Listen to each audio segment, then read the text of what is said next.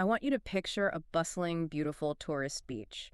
Just, close your eyes for a second if you can and imagine standing right there. Right. You can feel the sun on your face, you hear the waves crashing, maybe you see like fancy resorts, paved roads, and just crowds of people enjoying a vacation. Sounds like a great spot. Yeah, it does. But now I want you to strip all of that away.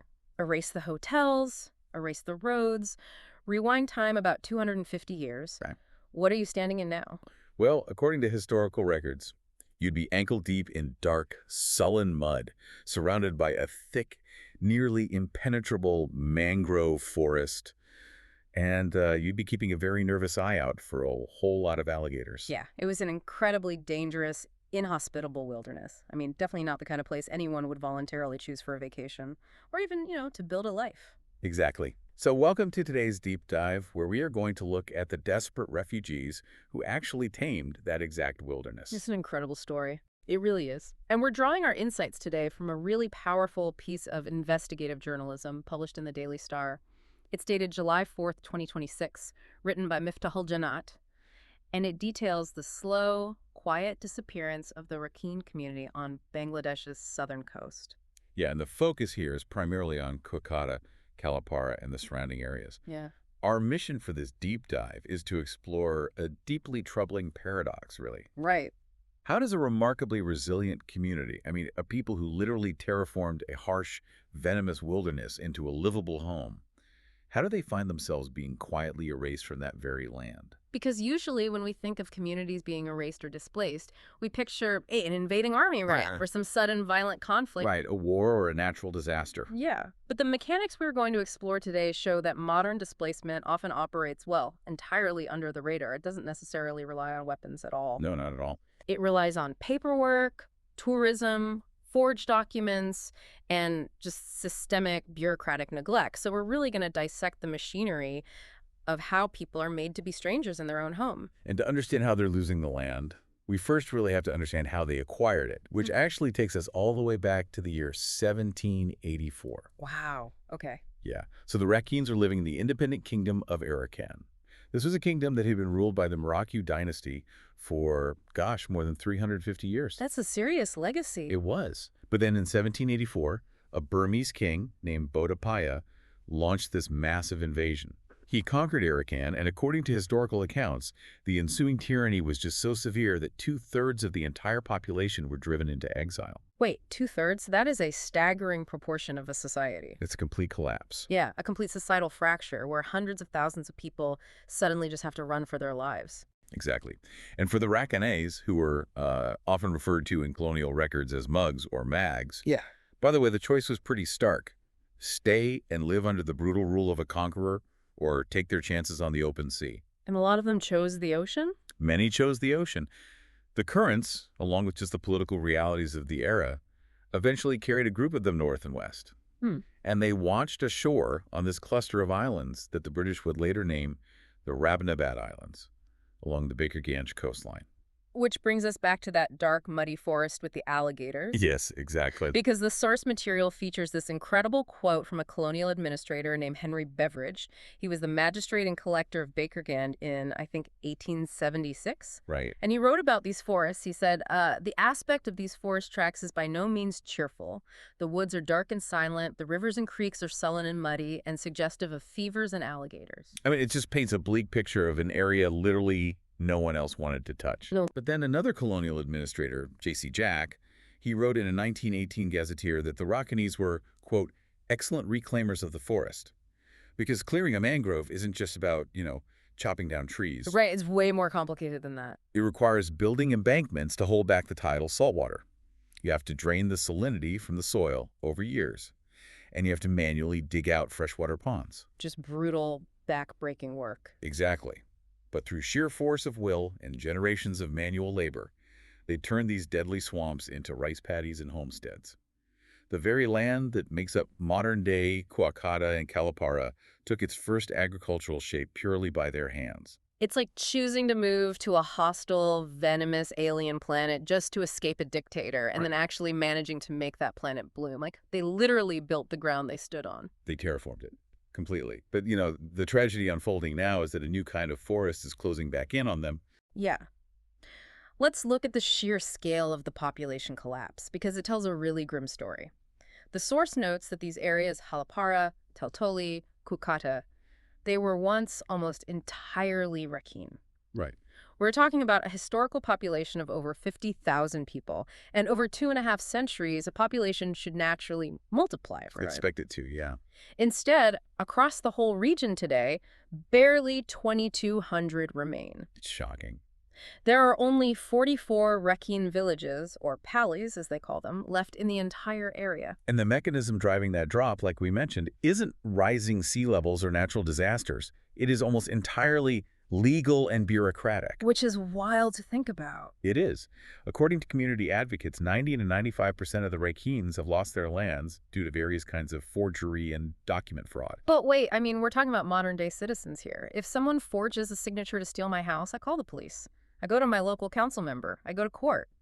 Why is that basic civic avenue completely closed to them? Because the perpetrators weaponize the specific vulnerabilities of the legal system itself.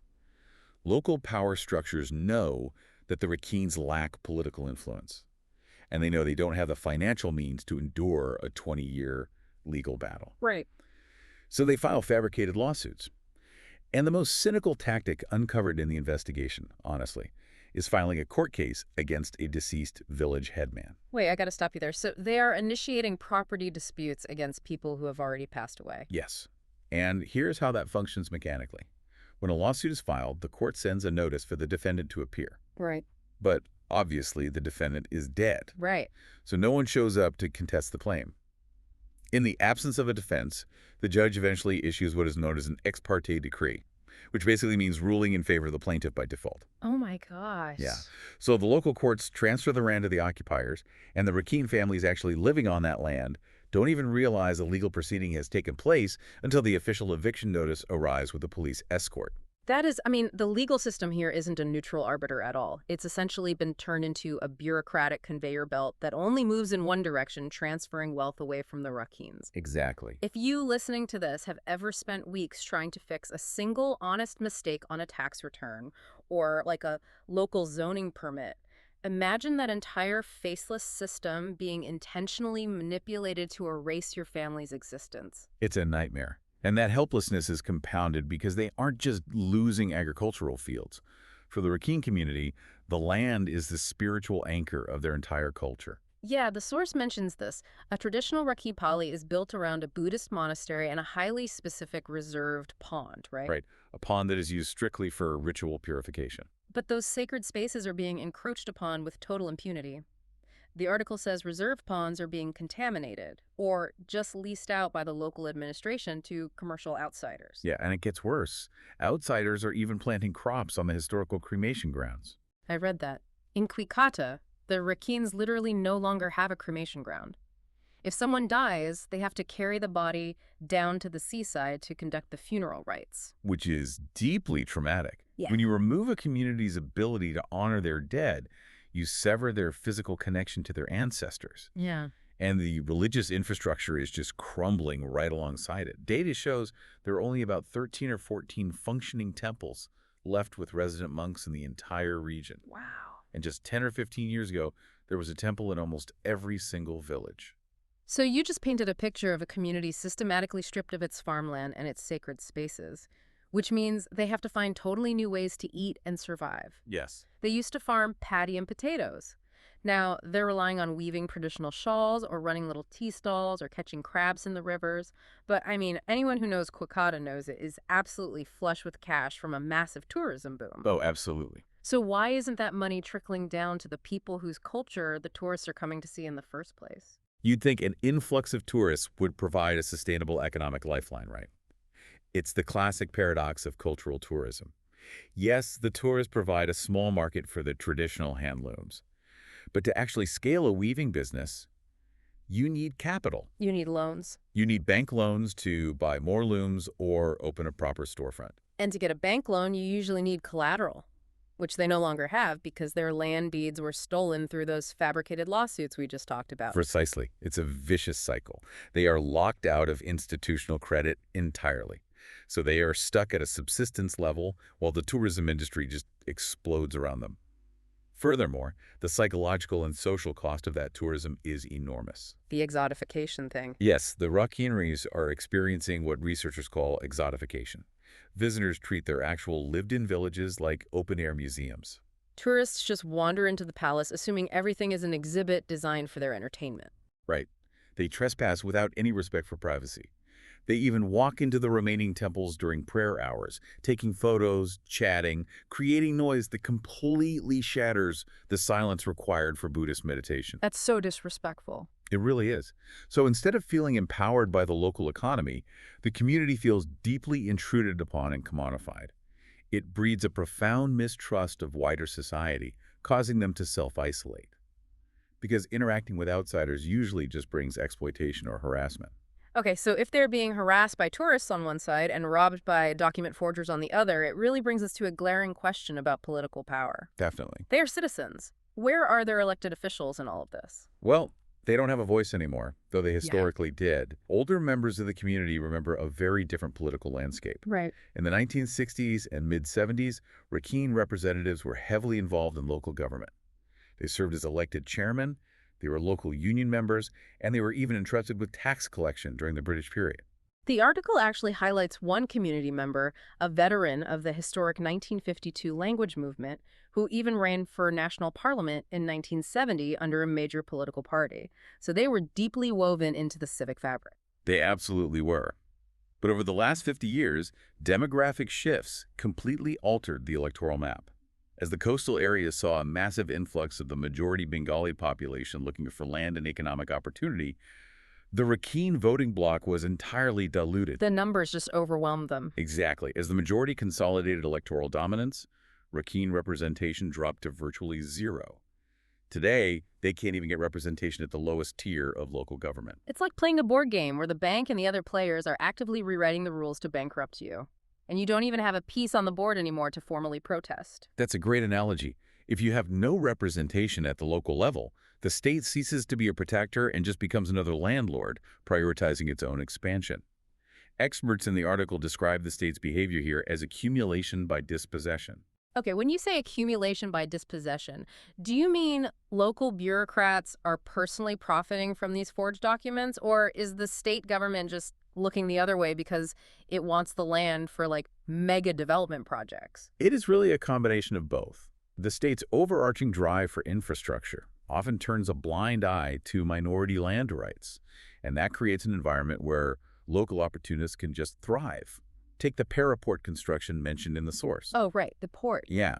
The state built this massive maritime port, which required the eviction of 6 Rakhine families from a village called Chowanipata. Now, the government properly allocated compensation for those families. But then a non-Rakhine individual used forged documents to intercept and steal their compensation money from the bureaucracy before it ever reached them. Yep. And we're talking about 3 crore taka. For context, a crore is 10 million. That's roughly 30 million taka, an absolutely life-changing fortune for a displaced family, just siphoned off through paperwork. Oof. Gone. And the families who lost their homes got almost nothing. Exactly. Yeah. Because navigating the court system to recover that money takes decades and immense capital, which they don't have. So they just have to absorb the loss. And this bureaucratic neglect extends to the most basic human services, too. There is no social safety net catching them when they fall. Nothing at all. They report being completely excluded from government old age allowances and the VGD program. The Vulnerable Group Development Program. Yeah. Which is essentially the state's baseline safety net providing food assistance to the ultra-poor. If you are locked out of that, you are truly on your own. Even basic health care is structurally out of reach. The source notes there is only one 20-bed hospital to serve 14 entire Rakhine villages in Kuakata. Just 20 beds. For 14 villages. And for many in the Kalapara area, that hospital is 20 to 30 kilometers away, accessible only by unpaved roads or river crossings. If you've just been pushed into extreme poverty by losing your ancestral land, you simply cannot afford the transport to a hospital, let alone the medical treatment. So we've traced the loss of their land, their livelihoods, and their political voice. When all of those physical and civic anchors are stripped away, the final thing to crumble is the identity itself. We are basically looking at the silent extinction of a language. We are. The Rakhine language is dying, largely because of how it was traditionally sustained. Historically, it was taught outside the formal state education system, primarily within the Buddhist monasteries. The monasteries served as this thriving parallel education system where children learned to read and write their mother tongue. But as we discussed earlier, the monasteries are collapsing. With only 12 or 13 monks left across 2 districts, the schools inside them just closed down. Right. There is no state funding stepping in to keep the language alive. It relies entirely on the exhausted efforts of a few individuals. And from a purely practical standpoint, the younger generation sees the writing on the wall. They know that to get a job, to interact with the government, or to survive in a majoritarian society, they have to master Bangla. Of course. The mother tongue gets pushed aside for survival. But even then, they are at a structural disadvantage because many Rakhine children start state school not knowing Bangla, which puts them immediately behind their peers from day one. And the wider cultural traditions are fading just as fast. Community members talk about how they used to have vibrant boat races, traditional wrestling competitions, and annual folk theater known as jatra staged in almost every village with local musicians. Yeah, it used to be incredibly vibrant. But all of that has vanished. And the state seems to acknowledge this loss on paper, but does absolutely nothing in reality. That's perfectly evident in the state-built Rakhine cultural academies in Kuakata and Teltoli. Right. According to local officials, those academies exist strictly in name. The physical buildings just sit there, totally abandoned for years, with zero actual cultural activities taking place inside them. They are essentially empty monuments to a culture the bureaucracy is actively letting die. Which leaves the community with a really profound dilemma regarding what binds them together now. Yeah. If the language goes, the sacred grounds are paved over, the monasteries empty out, and the community festivals disappear. What is left that actually anchors their identity as Rakhines? It's heartbreaking. According to the researchers and community members interviewed, what increasingly binds them together is shared trauma. Decades of systemic land dispossession have fundamentally reshaped their collective sense of security. They live in a state of profound psychological distress and mistrust. So they withdraw. They withdraw. They choose silence over confrontation because speaking out has historically only made them targets for further harassment or even more lawsuits. Yeah. But their shared identity is tragically becoming defined by the shared experience of just trying to survive as an invisible minority. Does the article offer any concrete ideas for how to halt this process, or is it just documenting the end? No, it points to very clear immediate solutions, assuming the political will can be generated. Experts are pleading with the government to formally map and demarcate the remaining Rakhine villages, cremation grounds, and monasteries. That makes sense. If the state hands over clear, unassailable, digitally tracked ownership to the community, it immediately neutralizes the forged document industry. Boom. They are also demanding that local district administrations hold regular mandatory check-ins with village heads to resolve disputes before they are dragged into a decades-long court battle. So it's basically a matter of the state deciding to actually enforce the laws that already exist on the books. Exactly. I think the most powerful takeaway comes at the very end of the piece. The author references a historian named Vazira Zemindar who studied displacement heavily. Zemindar argues that displacement is rarely a single, explosive event like we see in the movies. Right. It is a long, slow, grinding process. It's built through property laws, through documentation regimes, and through mundane bureaucratic categories that slowly, day by day, make people strangers in their own land. The Rakhines didn't lose their homes overnight. They lost them one forged signature, one leased purification pond, and one abandoned cultural academy at a time. Even though no new national border was ever formally drawn through their villages, a bureaucratic border was drawn around them legally and economically, slowly suffocating them. The machinery of erasure is often just an endless stack of paperwork. We've spent this deep dive exploring how a resilient community that built the very ground beneath their feet is being erased by the invisible machinations of the state and local opportunists. So I want to leave you, the listener, with a final thought to mull over. Take a look at the history of your own city or your own neighborhood. What invisible bureaucratic processes, zoning laws, permit denials, or legal loopholes might be slowly displacing the people who originally built your community? And more importantly, how would you even know it was happening until they were already gone?